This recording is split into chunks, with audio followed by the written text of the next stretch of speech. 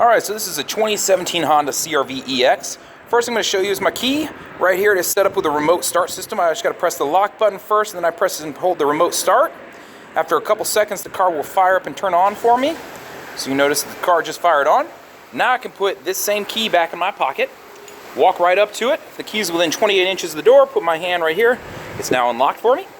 Now when I hop in this car, the car is on, but you'll notice the electronics of the car are not. It's gonna ask me to put my foot on the brake and tap that start button. So I tap that, now everything else starts coming on the car. So just be aware that that's how this works. So while everything gets cranked up here, walk you through a couple things. So over here on the left side, you've got power windows. You have auto up and down windows on your driver and passenger side. I've got window locks, I've got door locks, and then my mirror settings left and right, and then I just touch the pad. Over here on the dash, you'll see this works along with my road departure mitigation system, so it'll alert me if I start to veer off the side of the road. You'll hear it, it'll beep at you, and then it'll vibrate the steering wheel. This is my vehicle stability assist. This works with traction control, so in the event that I go into a skid, this is going to transfer power to whichever one is getting the better of the two as far as traction goes. And I can turn this off. I'd have to press this and hold it for about 3-4 seconds to turn it off. The only time you'd ever want to turn that off is if you were stuck in the mud and you wanted to spin your tires. And then down here, this works along with my collision mitigated braking system as far as hitting the car in front of me. Up here on the steering wheel, so show you a couple different things here. First one is right here. This is going to be my Bluetooth settings. So to answer a phone call, to hang up a phone call or go back, you'll see, and then voice command. So if I have an iPhone, I could press this and listen until I hear the beep for Siri, and then ask Siri to do things for me. So be aware that you can do that. So it gives you some other options other than just using Honda's Bluetooth setup and things like that. The I button right here. So when I press the I button, it's actually going to change this menu up here to a couple different ones, and I can select them as I go.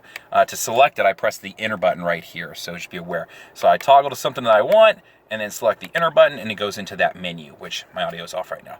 Back over here, if my audio is on, I can drag my finger up this and down it to turn the volume up, or I can tap it. So super cool feature, I really like that. It's just a nice touch. If I have my audio on, let me click this on for us. I can press the up and down arrows, and this is going to toggle through my different options as far as what I have going right now. So you can see that. Just to show you the volume here, drag it on down, and it turns down the volume. So you can see it turning down right there. And then left and right will switch between my favorite stations or next track, that sort of thing. Over on this side, so this is going to be the Honda Sensing Suite. To make sure it is on, I always want to hit main. When I hit main, you're going to see ACC and LKS light up there. That's adaptive cruise control and lane keep assist. The first one I'll explain is lane keep assist. That is this one right here. When I press this button, you're going to see that come on up there. So you see those? Those dotted lines, when they fill in solid, which that means the camera, which is up here, is now reading it. When those fill in solid, it means it's now reading the road. You have to be going at least 45 miles an hour for it to do that. And then it'll detect the road. And now if I start to veer out of my lane, it'll naturally pull the steering wheel back over for me and keep me inside of my lane. So kind of a nice feature.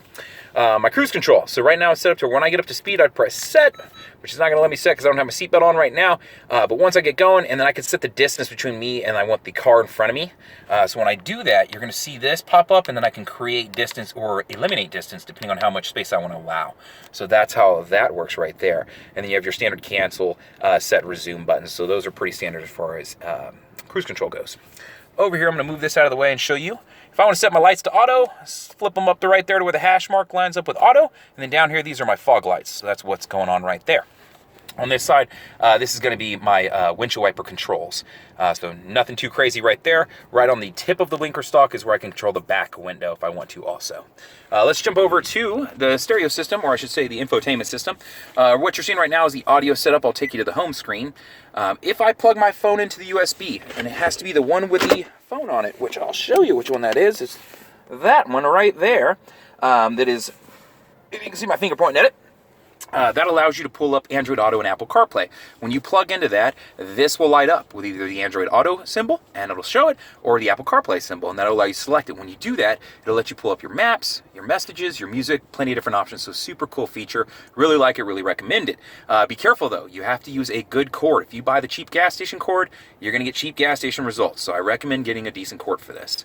Audio-wise, I'll show you all the different options you have audio-wise. I'll press the source button right here, and it'll pull them up. So I've got FM, AM, 90 days of satellite radio, USBs that I can plug into, pretty much anything with an IO play. My Bluetooth settings to listen wirelessly. It is Pandora compatible, so I can use that option also. And then I can like, dislike, skip to the next track, jump around around stations things from the steering wheel or the touch screen as opposed to my phone. So I'm going to jump back off of this and go over to the info button. This will allow me a couple different options of things you might like. First would be the tripometer computer. So if I just want to see trip information, which I can get to that same information over in the center of my steering wheel, which is right there now. I can get that same info right here. So just be aware of that. I can also set up a screensaver and some different things right there, which it'll give you that option. You'll see clock and wallpaper there. So let me jump back and go back to what we were looking at. The phone, once I've connected up my phone, I will select that. That'll allow me to get to my phone book, my call history, my 20 speed dials, so be aware of that.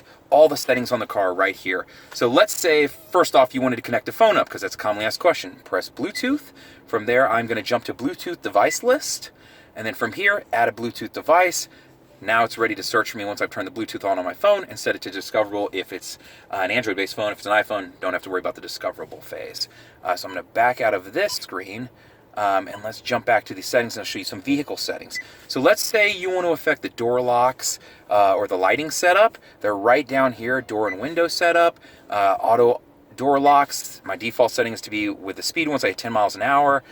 Unlocking when I get out, my driver's side door, when it opens, it'll unlock the remaining ones. One of the ones that I like to change on here is going to be the remote lock security relock timer. I think it's a cool feature to have on, so I just want to make sure that is on.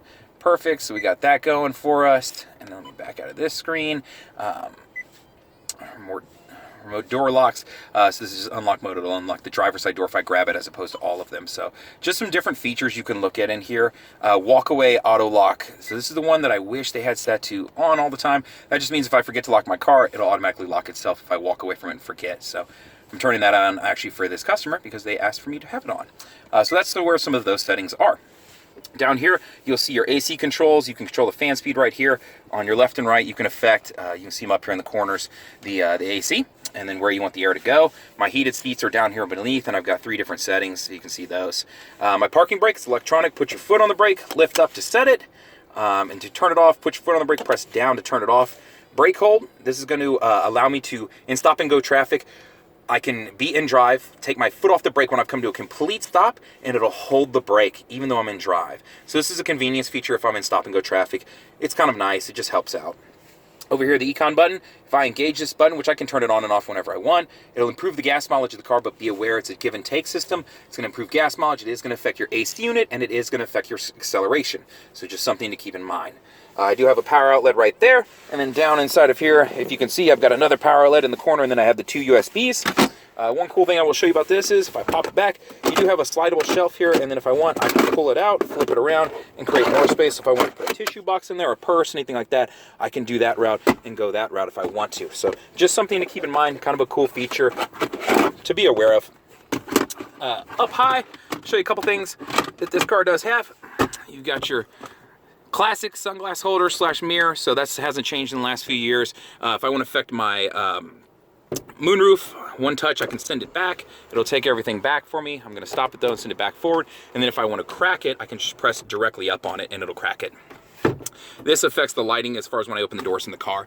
Other than that, this is an EX model, so it's got cloth interior. This is a black on black version. I do like the new finish to the cloth. It's super sporty looking and definitely nice. And then it does have the wood grain finish now in it, along with the black on black, so it's a good looking car. If you have any questions, feel free to email me, jfuller@Howdy Honda. That's the letter J, then Fuller, my last name. You can always respond to this YouTube video or call me, 512-443-4300, and ask for Justin. Thanks.